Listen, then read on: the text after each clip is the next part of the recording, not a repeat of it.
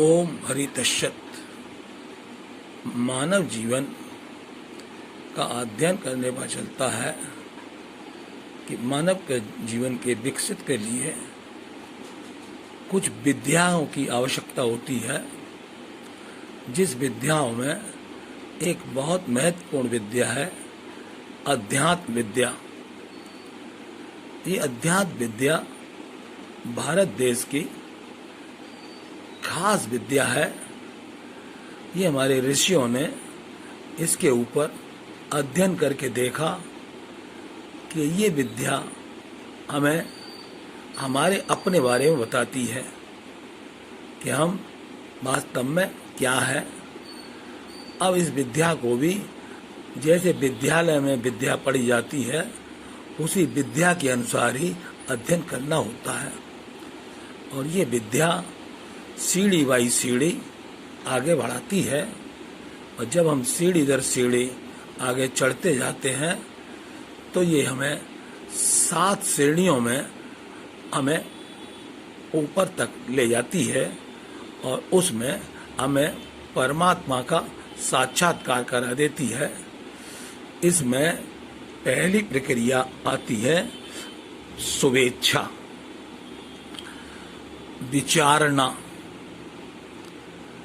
तन मानसा, सत्यपति, असंशक्ति, तदार्थ भवानी, और 7वीं विद्या है तुरीय अवस्था। इस प्रकार 7 अवस्थाओं के अनुसार हमारा विकास पूर्ण रूप से हो जाता है और हमें परमात्मा मिल जाते हैं।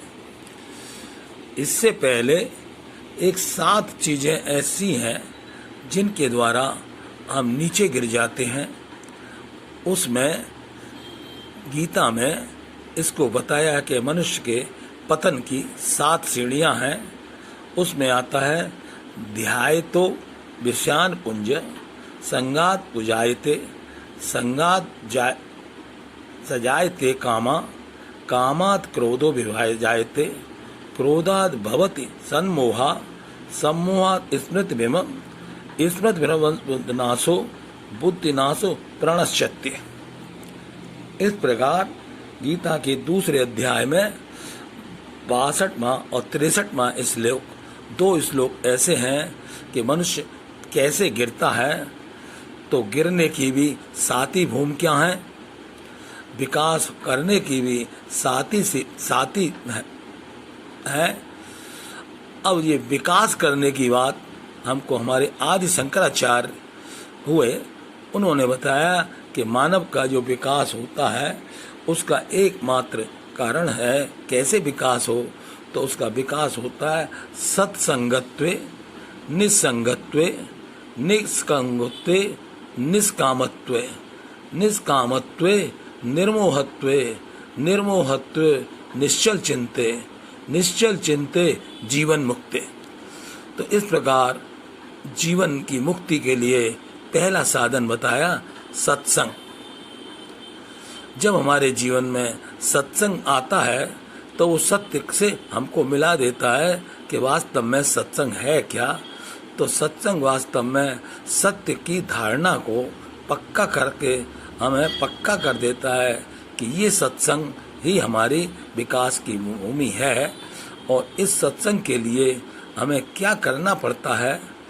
तो जैसे विद्याओं का अध्ययन करते हैं, ऐसे ही अध्यात्म विद्या भी एक विद्या ही है, और उस विद्या को पढ़ते ही हमारा विकास चालू हो जाता है। और जब विकास चालू हो जाता है तो हम वो चीज पा लेते हैं जो अपने में है। कोई चीज हमारे पास बाहर से आएगी ऐसी चीज नहीं है।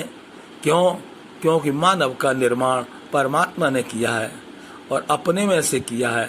जब अपने में से अपन मानव का निर्माण किया है तो उस निर्माणकर्ता ने किसी प्रकार की कमी नहीं छोड़ी, कोई कमी नहीं छोड़ी थी। मानव को बनाते समय बहुत सुंदर रूप से अपने पास जो कुछ परमात्मा के पास था उसने मानव को, अपने प्यारे मानव को सब चीज दे दी।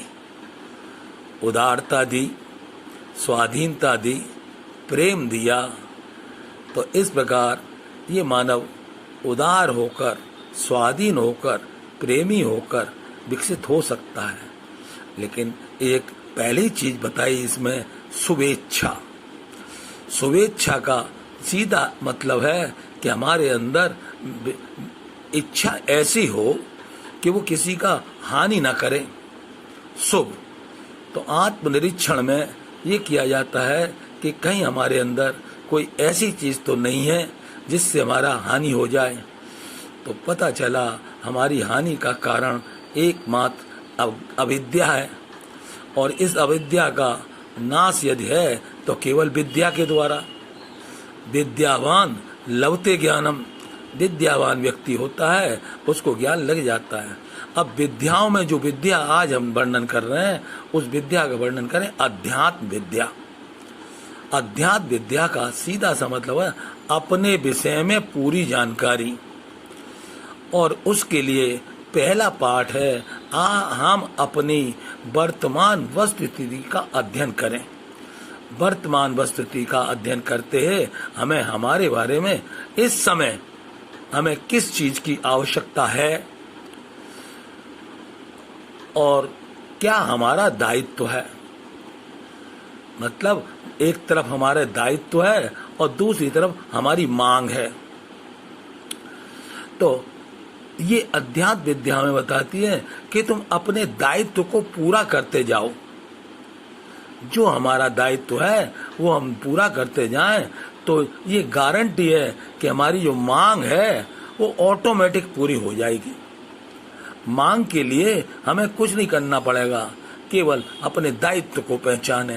तो असलियत में मानव का जो दायित्व है वो केवल इतना सा ही है कि वो केवल जहाँ जरूरत पड़े वहाँ वैसे ही काम को पकड़े। आवश्यकता हो तो जरूरी काम हो तो पहले जरूरी काम को पकड़ो और धीरे से बेजरूरी काम को छोड़ दो। इसे कहते हैं आवश्यक काम को पकड़ो और अनावश्यक काम को छोड़ दो।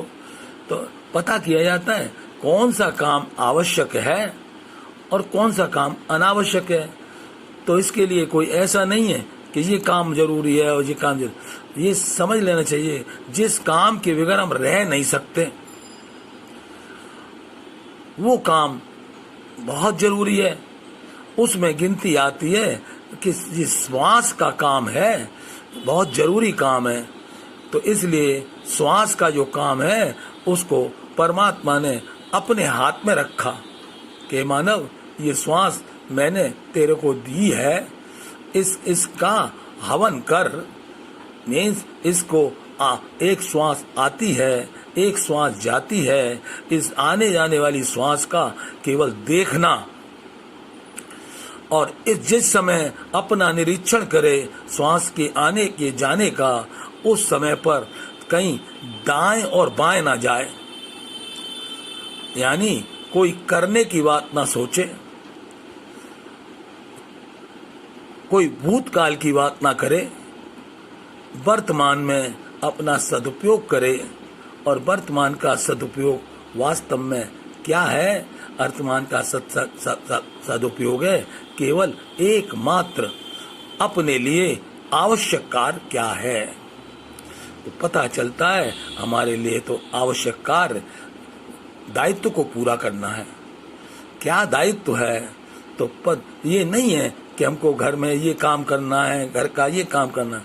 हमारा सबसे बड़ा दायित्व है कि हमारा विकास कैसे हो। तो उसके लिए बताया अध्यात्म में पहली चीज बता दी कि वो है सत्संग। और जब सत्संग होता है तो सत्य के साथ हमारा साथ हो जाता है। अब वो सत्य क्या है? तो इशारा किया वो सत्य को तुम नहीं जानते हो, कोई बात नहीं है, अपने असत को जान लो। हमारा असत क्या है? तो हमें 3 क्षेत्र दिए हैं, कर्तव्य का, ज्ञान का, आस्था का। तो कर्तव्य के क्षेत्र में अकर्तव्य का ज्ञान किसको नहीं है? तो असत का ज्ञान हो गया। इसी तरह ज्ञान के क्षेत्र में अपने अज्ञान का ज्ञान हो गया आस्था के क्षेत्र में अनास्था का पता चल गया। तो सत्संग से जब हमारे जीवन में शुभ इच्छा आती है, शुभ इच्छाओं का जन्म होता है कि हम वो काम ना करें जो हमें नहीं करना है, तो पता चलता है क्या ना करें। तो वही पुरानी बात आ जाती है कि हम निरीक्षण करें और उसमें कोई चीज ना करने वाली बात हो उसको नो कर दें, और जो करने वाली बात है उसको कर दें। कर क्या दें? वो बात हो जाती है, वो करनी नहीं पड़ती, वो हो जाती है। तो इस प्रकार से ये धीरे से ये परिवर्तन आता है, और जिस समय परिवर्तन ये आ जाता है तो उसी का नाम कहलाता है सत्संग। लेकिन असलियत में ये आज की बात है, वो केवल अध्यात्म विद्या के लिए है कि अध्यात्म विद्या कहाँ से ली जाए, कैसे मिले। तो इसमें अभी बताया कि 7 सीढ़ियाँ हैं गिरने की और 7 सीढ़ियाँ हैं ऊपर उठने की। तो इसलिए पहली सीढ़ी पता चली कि पहली सीढ़ी पड़ी सत्संगत। तो ये जब सत्संग जीवन में होता है तो भगवान बड़ी कृपा करते हैं। पर पार्वती को समझा दिया शंकर भगवान ने कि राम का अंतिम स्तर पर निवास है, पहले में नहीं। पहले में महाभूत हैं,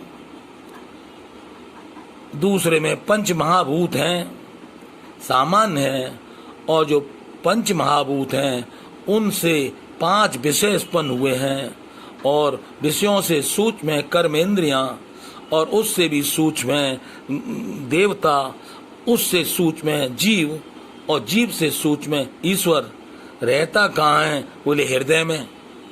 अब जो चीज अपने हृदय में है उसमें झांक कर देखें तो भगवान हमारे हृदय में है, परमात्मा हमारे हृदय में है। अभी सभी संत हमें इशारा कर रहे हैं कि जो चीज अपने पास है उसके लिए क्यों परेशान होते हो। तो दरअसल में हमें ये बात नहीं पता है, पक्की नहीं हो पाती है कि वो परमात्मा जो इस सृष्टि का आधार और प्रकाशक है वो अपना है, अपने में अभियय समर्थ है, अद्वितीय है। और उस अद्वितीय स्थिति पहचानने के लिए ज्ञान की जरूरत है। एक बहुत सुंदर बात है, हम सब ज्ञान जानते हैं, कोई व्यक्ति ऐसा नहीं है जिसे ज्ञान का ना मालूम हो, लेकिन ज्ञान जानते जानते मानते नहीं है। यदि हम जान के मान लें तो हमारा काम बन जाए। 2 ही चीज प्रक्रिया है, जानना और मानना। जानना है अपने आप को, मानना है उस अदृश्य परमात्मा को, और मानकर जानकर जो करना है वो केवल कार्यम कर्म करना है। करनी कर्म करो, तो वो करनी कर्म भगवान गीता में बताते हैं कि क्या वो करनी कर्म क्या होगा।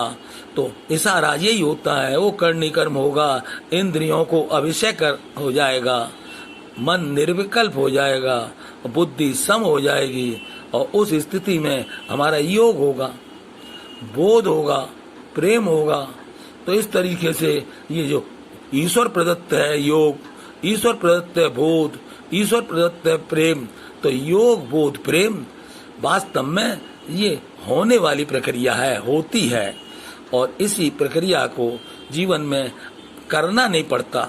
योग कोई प्रक्रिया नहीं है, योग होने वाली प्रक्रिया है जो पहले से मौजूद है। जो मिला है वो मिला है, और जो नहीं मिला है वो नहीं मिला है। जो नहीं मिला है वो अलग हो जाएगा, और जो मिला है वो मिला हुआ है। तो जो नहीं मिला है वो हमसे कैसे मिल सकता है। तो ये जो जीवन है, हम रहते कहाँ हैं? तो बोले हम सदा ही अमृत में रहते हैं। बोले शरीर सदा ही मृत्यु में रहता है। तो इसलिए मृत्यु से अमृत की ओर चलना है। तो इसके लिए कहा जाता है तमसो मां ज्योतिर्गमय। हमें अंधकार से प्रकाश की ओर चलना है, मृत्यु से अमृत की ओर चलना है, और वो चलना हमें आता है। भूल से हम भटक गए थे, लेकिन सत्संग ने हमें बता दिया कि कि सीढ़ी दर सीढ़ी तुम बढ़ते चलो, प्रभु पर भरोसा करते चलो। भरोसा कर तू ईश्वर का, तुझे धोखा नहीं होगा। ये जीवन बीत जाएगा, तुझे रोना नहीं होगा। परमात्मा ने बहुत ही सुंदर जीवन दिया है। ओम हरि तत्सत।